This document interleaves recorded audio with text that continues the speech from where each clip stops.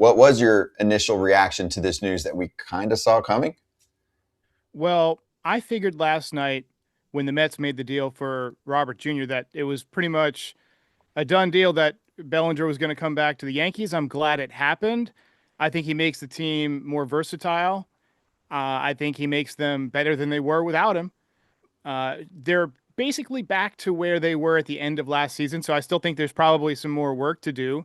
It'd be interesting to see what happens with the other outfielders on their roster now. If you figure that, Bellinger's going to play left field usually, right, and maybe spare Judge in right field, maybe play a little bit of first base to spare Ben Rice once in a while. How much is Jasson Domínguez's playing time going to be affected? What happens to top prospect Spencer Jones? Do they maybe trade one of those guys? We've heard Freddy Peralta mentioned. So now that you got this big move out of the way, it kind of allows you to fill in the rest of the roster, given your current assets. But I'm glad to have him back. I thought he was a great Yankee. I thought he played extremely well in his first season, and he has to have done pretty well for himself. I mean, last year he was traded for Cody Poteet from the Cubs, and he got DFA'd about a week later. And now Bellinger, a year later, is getting $32 million a year contract. So it worked out well for him. First 2 years, by the way, he makes 42 and a half, so he makes more than Aaron Judge. Just saying, Derek, just throwing it out there. Those are not my opinion. That's just the facts. So I hope you guys understand that for the next 2 years, Cody Bellinger is making more than Aaron Judge, who obviously has been MVP so many times, home runs, all that stuff. So just understand that he did pretty well, Cody Bellinger did. But I want to know what took so long. This was reported like 2 weeks ago that, hey, the Yankees have said, here's the offer. Did it take the Mets being out? Were the Mets really the only other suitor? Because if it was the Blue Jays like we heard about and there was other teams, well, this Yankee offer has been on the table for a long time. What changed? Well, the Mets obviously losing a spot in the outfield. That took away one of their suitors. I think, Boris does this. He likes to go to the limit with his guys, take his free agents as deep as he can. I think Cody Bellinger ultimately wanted to know where he was going to be. He enjoyed his time with the Yankees. Why change? Go beat the Blue Jays, right? Don't join them. Let's beat them. Let's win the division. I mean, you lost it by, just the head-to-head matchup last year. Maybe this year we come out and beat them. And I think you mentioned Aaron Judge. I don't think Aaron Judge cares about salary. Aaron Judge at this point wants to win a ring. He's he's accomplished everything you can do from an individual standpoint, other than maybe the Triple Crown, right? I don't think he's won a Gold Glove yet, but he wants a ring, and he still probably has that bad taste in his mouth from the 2024 World Series against the Dodgers. And, we saw him erupt in the postseason this year. Unfortunately, the Yankees couldn't get it done. He wants to accomplish something while he's still young enough to maintain these powers that he's got, right? So I think, Cody hitting in front of Judge helps him. He basically said, I'm going to get better pitches to hit in front of AJ. Let me go back there. I think it's a good move for everybody. It makes the Yankees more versatile. He can play left, he can play first, he can play center, he can play right. He's a hustler, right? He plays good baseball. The Yankees don't have a lot of guys who cut down on their swing with two strikes. They don't have a lot of lefties who hit lefties. So he helps the Yankees in a number of different ways. And I think that what took so long was just Scott Boras trying to get the best deal. And Brian Cashman saying, hey, we're not going to bid against ourselves. If you have a better offer, then take it. And obviously that didn't happen. Did you feel confident in that? Did you feel confident when that came out that they were sticking firm and you were like, okay, well, we'll just pivot to, oh boy, who would we pivot to if we don't get Cody? And were you confident that the Yankees didn't need to change their offer?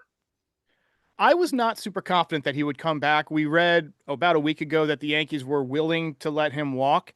And when you figured that the Mets and Blue Jays were both in it, you thought maybe one of them might go crazy and outbid the Yankees. But, if there's one thing that Cashman is known for, it is sticking to his guns in contract negotiations. He let Robinson Cano walk. He's let people walk before. And they basically made their offer and they stuck to it. And they said, Cody, look, this is more than fair.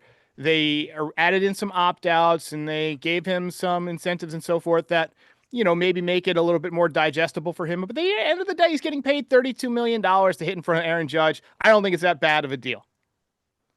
No, it's not bad. All right, well, you mentioned it a little bit. Who goes? Domínguez, young still, hasn't really proven anything. And when he's gotten shots, he hasn't been great, especially in the outfield. Spencer Jones has been hyped for years as untouchable. People are starting to maybe lose a little faith in Spencer Jones, but now you have Grisham, Bellinger, Judge in the outfield with Stanton. If they truly want to play Ben Rice at first base, who goes? Because you kind of starting to get a little logjam there in the outfield. That's a great question. And you also have Ahmad Rosario, who can play a little bit of the outfield too against lefties, right? You figure he might play left field when there's a lefty on the mound, or he could play third base if there's a lefty on the mound. So he's another one of these utility pieces. Personally, I'm a big Domínguez fan. I loved his approach against right-handed pitchers from the left side.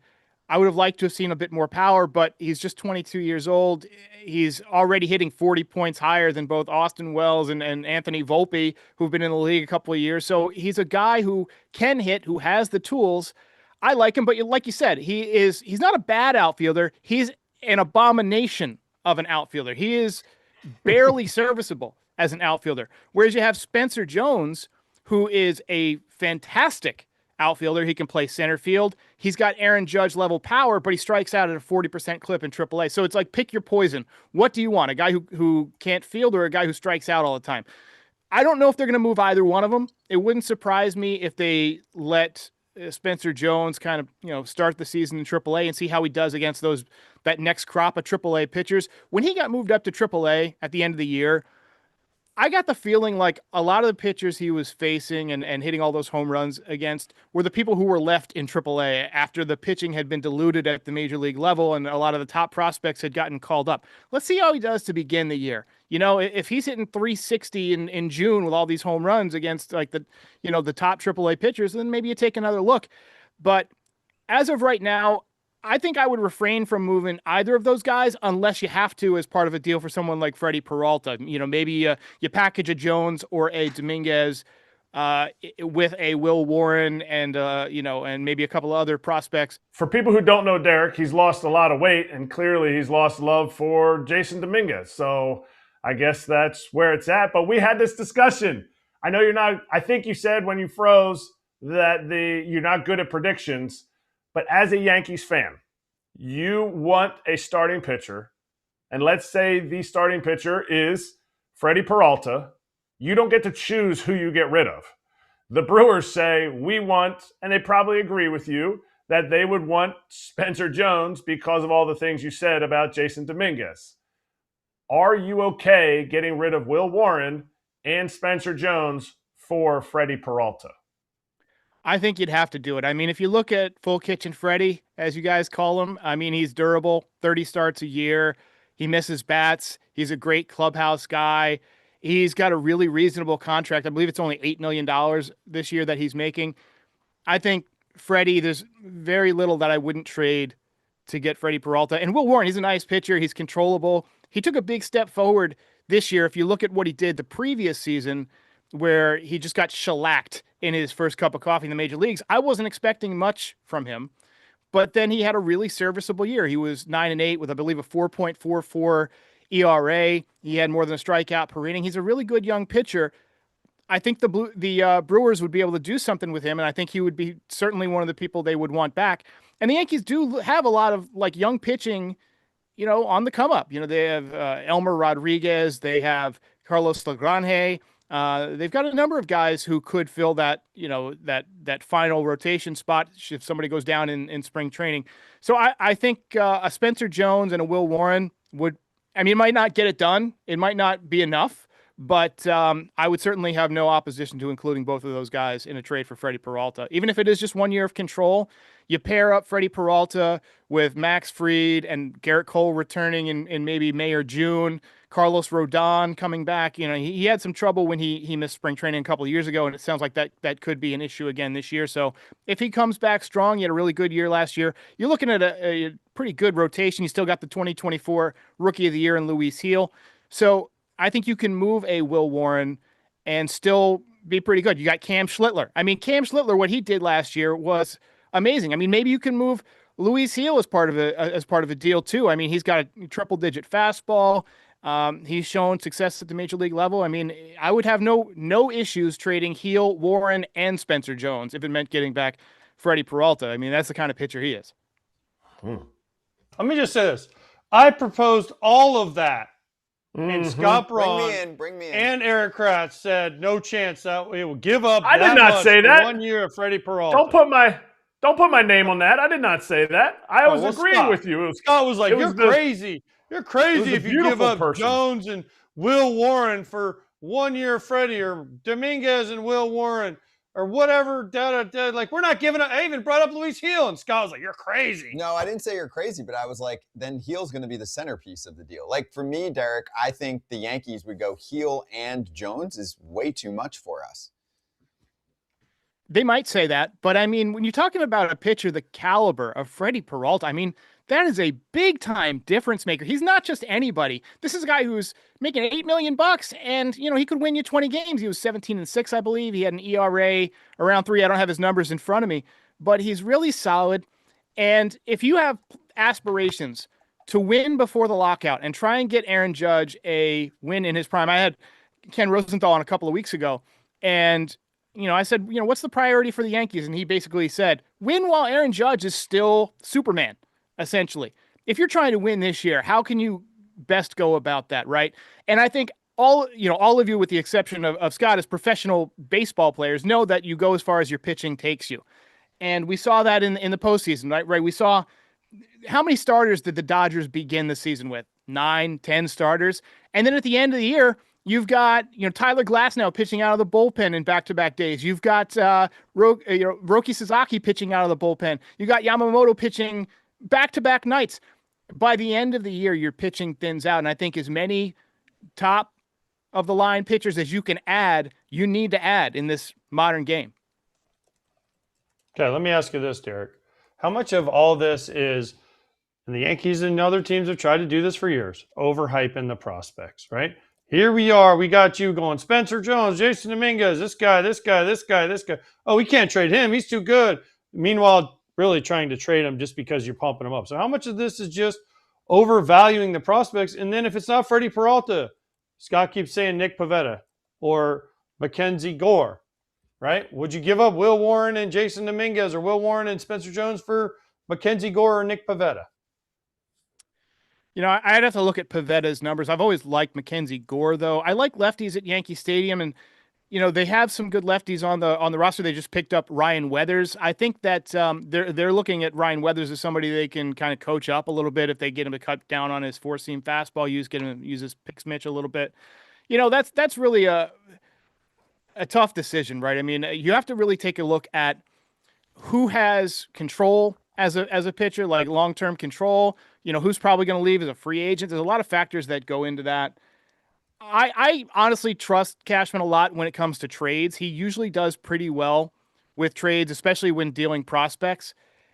Sometimes they do hang on to prospects a bit long and they wither on the vine a little bit. I mean, we saw that with Clint Frazier and so forth. But I think that I'd be comfortable moving Warren and probably Spencer Jones for another top flight starting pitcher. Again, I'd have to dig into the numbers to see my individual reaction on somebody like Mackenzie Gore or Pivetta, but ultimately prospects are just prospects until they do something. And unfortunately, as much as I love Domínguez, he hasn't done a lot yet. And Spencer Jones striking out 40% of the time in AAA it's got to be a concern. So I think you got to improve the major league roster as much as you possibly can. You're in a very tough division. The Red Sox are going to be better. Roman Anthony is looking like he's going to be the next superstar in the league. Ken Griffey Jr.'s level talent. You got the Blue Jays that had an unbelievable offseason. The Yankees have their work cut out for them, and I think anything they can do to mitigate the improvements that have been made throughout the division will, obviously be something you have to do. Let's say those prices are too steep to trade for anybody. I don't see Framber Valdez coming into the mix. Do you see a Zach Gallen getting signed by the Yankees on a one-year type of deal? To me, a prove-it type of Boris client who is an East Coast guy, has had success for his career. Just this last season, this platform year, he was down. I could see it. It depends on what the asking price is, and with Boris, it's obviously going to be high, even if he had a down year.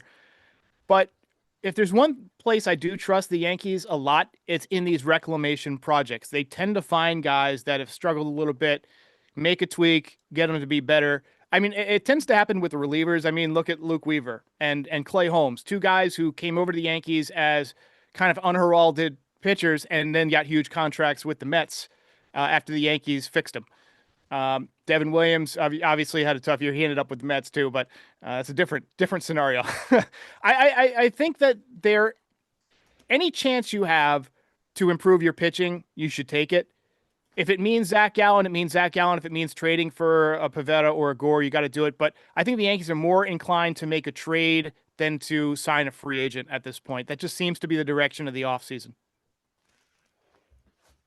Last one. Where do they end up? Where do you have the Yankees in the American League East currently today after signing Cody Bellinger? Well, it's January 21st, so it's tough to say without knowing the full makeup of the roster. But if the season started today, I'd probably have the Yankees and Red Sox battling for second place behind the Blue Jays. That being said, anything can happen in baseball, right? People get hurt, people get traded, roster issues come up, people break out. What if Ben Rice takes that next step and goes to a 35 or 40 home run hitter? What if Austin Wells next year, instead of hitting, 212 with 20 home runs, it's 250, 260 with 30, 35 home runs. I mean, that changes the calculus a little bit. Jazz Chisholm missed a month last year and he was on 40-40 pace. He still went 31-31. If he stays healthy in his contract year, what does that guy do? I mean, I could see him having an enormous season. So there's a lot of different ways to go. Right now, I would put the Yankees probably ahead of the Red Sox a little bit, but that could change depending on how these young players perform. And we've seen young players like in the division. It looked like a couple of years ago, the Orioles were getting ready to win the division for 10 straight years, and then they've taken a step back. I'm not saying that's going to happen to the Red Sox, but you never know with young players, right? The league can adjust. So right now, I'm going with the Yankees as number 2 in the division. I think they're going to be battling out for the wild card again. And I think maybe we'll get another Yankees-Red Sox wild card series if I had to make my bet in Vegas.